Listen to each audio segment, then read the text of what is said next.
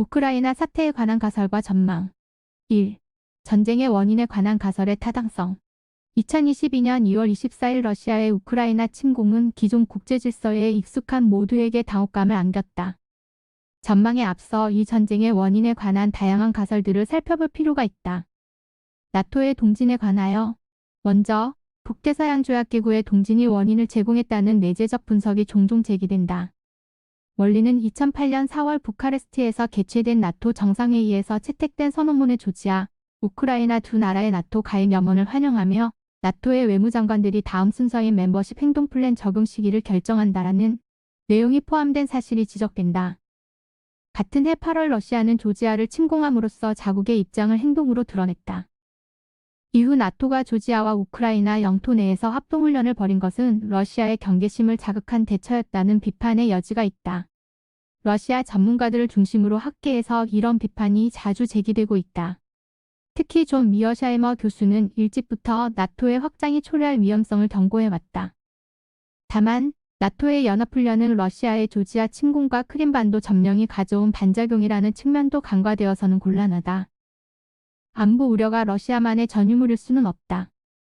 조지아 침공 이래 러시아는 아모세티아와 아파지아에 사용했던 러시아계 보호라는 논리를 마치 수험생이 그네 공식을 사용하듯 반복하고 있다. 러시아계 보호, 반나치 캠페인을 개전 사유로 내세우며 러시아가 이웃 나라를 침공한 것은 전쟁권을 충족하는 자유권 행사에 해당하지 않는다.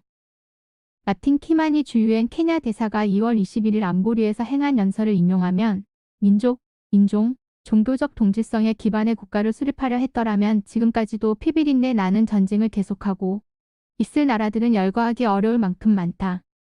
이번 러시아의 우크라이나 침공 원인을 나토의 동진에서 찾는 견해는 마치 제3제국의 생존 공간을 존중하지 않았기 때문에 2차 대전이 벌어졌다고 주장하는 것처럼 인과관계를 비튼다.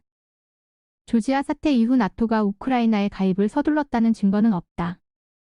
나토 가입을 강하게 주장했던 측은 우크라이나 정부였다. 우크라이나의 나토 가입 추진에 관하여 1991년 독립 이래 줄곧 우크라이나의 앞날을 어둡게 만들던 문제는 연방 시절부터 물려받은 정치적 부패였다. 2004년 대선에서 개혁파 빅토르 유센코 후보는 다이옥신을 사용한 암살 시도에도 불구하고 대통령에 당선되었지만 취임 후에도 반대파와 올리가르이의 반대에 어려움을 겪었다. 그의 재임 기간이던 2009년 1월 러시아는 천연가스 협상의 실패를 선언하며 한겨울에 가스 공급을 끊었다. 뒤이어 당선된 칠러파 빅토르 야누코비치 대통령은 러시아 흑해 함대의 세바스토폴 군항 임대를 중단키로 했던 전 정부의 결정을 번복했다. 2013년 말 그가 예정되어 있던 EU와의 협력협정 서명까지 취소하자 우크라이나 국민들이 대규모 시위로 정권을 교체시킨 것이 유로마이단 혁명이었다. 야누코비치는 모스크바로 망명을 떠났다. 이 과정에서 우크라이나의 국로는 친서방 서부와 칠러 동부의 극심한 분열을 노정했다. 우크라이나의 내부적 갈등이 국가 분열을 가속화하고 인근 강대국의 개입에 빌미를 준 경위는 강대국에 접경한 모든 국가들에 시사하는 바가 크다. 2014년 러시아의 크림반도 강제병합은 우크라이나의 반러 정서를 격화시켰다. 젤렌스키 정부가 나토 가입을 강하게 요구해온 배경이다. 러시아가 이를 빌미로 침공했으므로 우크라이나의 안보 우려는 이제 현실이 되었다. 그러나 나토에 대한 러시아의 안보 우려에 타당성이 있다면 최소한 그만큼의 타당성은 우크라이나의 대러 안보 우려에도 인정되어야 할 것이다. 과도한 우려는 스스로를 실현하는 경향이 있다. 우크라이나를 무력 침공함으로써 러시아는 역사상 어느 때보다 러시아의 강한 반감을 가진 국민을 이웃으로 두게 되었다. 미국의 대응에 관하여 2월 16일을 러시아의 침공 일자로 제시하면서 군사 정보를 공개한 바이든 행정부의 유례없는 전쟁위기 주장이 러시아와의 외교적 해결 공간을 축소했다는 견해도 있다. 바이든 대통령이 첩보 자산 노출 위험을 무릅쓰고 러시아군의 동향을 상세히 공개한 것은 2021년 아프간 철수 당시 군사 정보 및 상황 판단에 관한 비난을 상쇄하려는 의도에서 비롯되었을 가능성이 있다. 2022년 2월 상승 시점에 밖으로 드러난 모습만 본다면 미국은 필요 이상으로 전쟁을 기정사실화한다는 인상을 주었을 수도 있다. 그러나 침공 의도가 없고 훈련 목적으로 군대를 이동한다던 러시아가 침공을 개시한 이상 미국 측 첩보는 틀린 것이 아니었다. 2021년 12월 17일 러시아의 라브로프 외교장관은 우크라이나 문제 해결 방안으로 나토의 확장 중단과 우크라이나의 나토 가입 금지를 서방 측이 문서로 확약할 것을 요구했다. 대다수 전문가들이 평가하듯이 이것은 서방이 응할 수 없는 조건이었다. 상대가 응할 수 없는 조건을 제시했다는 사실보다 더 눈여겨보아야 할 것은 그런 조건을 공개적으로 제시했다는 사실이다. 외교적 협상은 이보다 훨씬 덜 민감한 주제를 두고서도 공개적으로 언론지상을 통해 이루어지는 법은 없다. 이날 이후 통상적 의미의 외교적 협상 공간은 사실상 사라졌던 것이나 다름없다고 보아도 무방할 것이다. 2022년 6월 7일 프랑스의 마크롱 대통령이 푸틴 대통령을 만나 막판 중재를 시도했다. 언론에 보도된 내용에 비추어 볼 때 우크라이나를 중립화하고 그것을 상호 보장하는 방안을 논의한 것으로 추정된다. 그러나 결과가 말해주듯 그것은 유효성을 발휘할 수 없는 제안이 되고 말았다. 현재까지 드러난 사건의 기초에 판단한다면 이 시점에 이미 러시아는 행동 방침을 정하고 있었다고 보아야 할 것이다. 극동지역 군사력까지 포함해 러시아의 거의 전 병력을 국경지대에 집결시킨 점, 침공의 시점을 베이징 올림픽 폐막과 맞물리게 설정한 점 등은 침공의 우발성을 배제하는 요소들이다. 미-러 간의 신냉전에 관하여 미국 주도의 자유주의 국제질서와 러시아의 슬라브적 질서가 우크라이나를 경계로 강대강 충돌을 일으킨 현상이라는 견해도 있다. 그러나 우리는 2차 대전 이후 미국이 브레튼우즈 체제를 중심으로 형성한 질서가 냉전이라는 특정한 맥락에 대응하려는 전략의 바탕을 두고 있다는 사실을 잊어서는 안 된다. 이 질서는 냉전이 종식된 이후 사실상 그 본래적 용도를 다했고 질서의 과실 가운데 미국이 가져가는 몫도 갈수록 작아졌다. 더구나 질서의 과실을 갈수록 더 많이 취하는 중국이 미국의 다음번 경쟁 대상이라는 점이 문제로 대두되었다. 때마침 셰일 혁명은 국제적 공약을 유지해야 할 미국의 부담을 크게 줄였다. 9.11 사건 이후 일시적으로 미국은 이슬람 극단주의라는 새로운 적을 향해 힘을 투사하는 모습을 보였지만 미국으로서는 전후 국제질서를 유지해야 할 동기가 냉전 시대에 비해 크게 줄어든 상태라고 보아야 한다. 미국의 고립주의적 면모는 적어도 오바마 행정부 시절부터는 분명히 드러나고 있었다. 강대국들이 현상을 변경하기 위해 무력을 사용하지 못하도록 막은 힘, 과거의 패전국들이 재무장하지 못하도록 막은 힘, 전쟁이 끊이지 않던 유럽을 평화롭게 연합시킨 힘, 핵무기의 확산을 막은 힘은 하나의 힘이고 그 힘의 다른 이름이 자유주의적 국제질서다. 우리가 오늘날 유럽에서 목격하고 있는 것은 질서 대 질서의 충돌이 아니라 기존 질서의 쇠퇴다.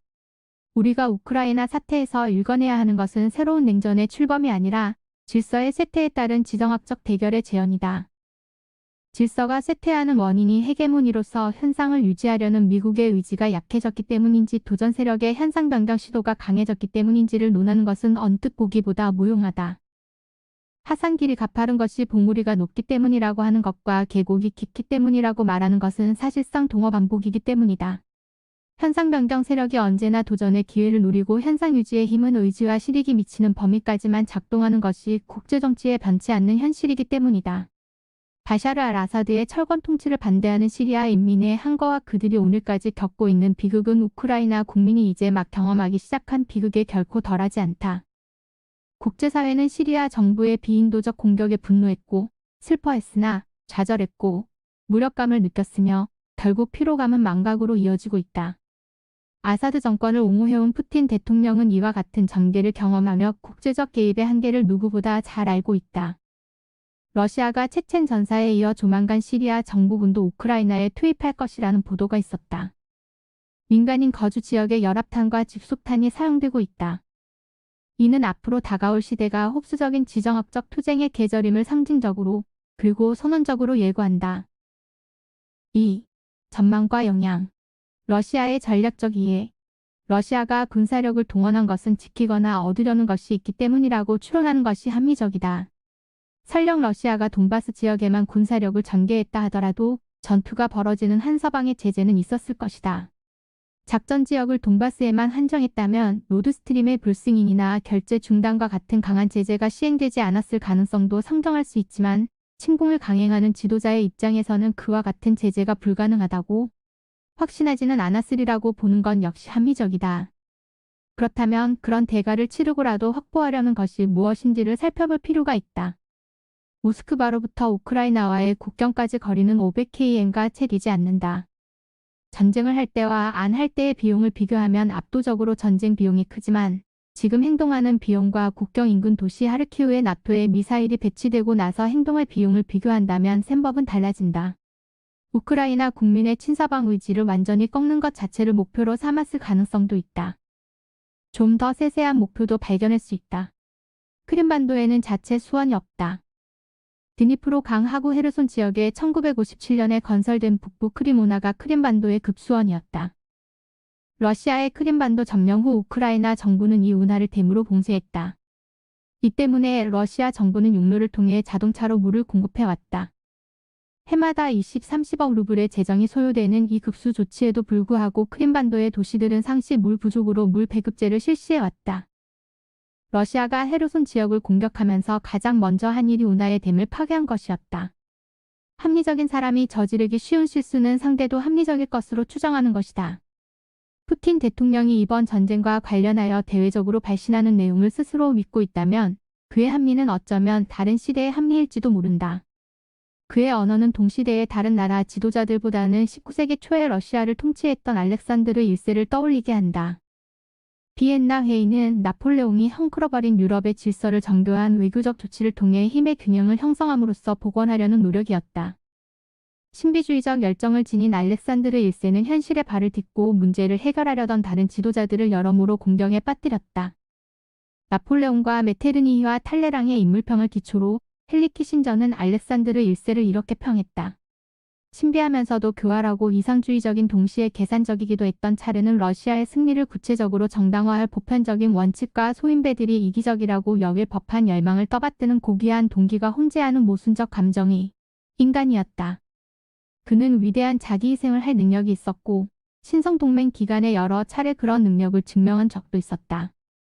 그러나 다른 한편 그는 잔인하고 믿을 수 없는 인물이기도 했다.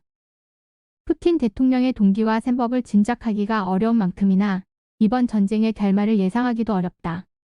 전황이 악화되더라도 나토의 지상군이 우크라이나로 진입하기는 어려울 것이다. 나토가 비행금지 구역을 설정하거나 전투기를 제공하기도 어려울 것으로 전망된다. 제재에 이어 미국이 러시아산 에너지 수입 금지 조치까지 발표한 이상 테러 제재 수단의 목록은 빠르게 소진되어 가고 있다.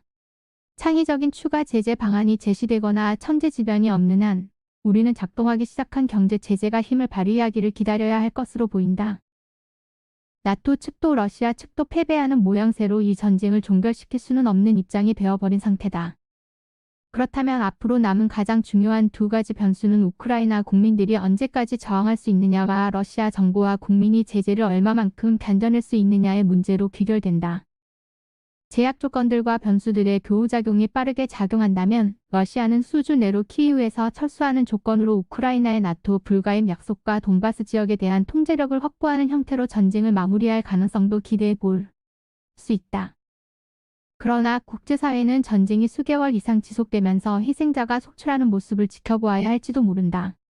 러시아가 우크라이나 침공을 성공적으로 마무리 지었다고 판단한다면 여타 접경 지역에 대한 모험적 실지 회복주의를 실행에 옮길 가능성에도 대비해야 할 것이다.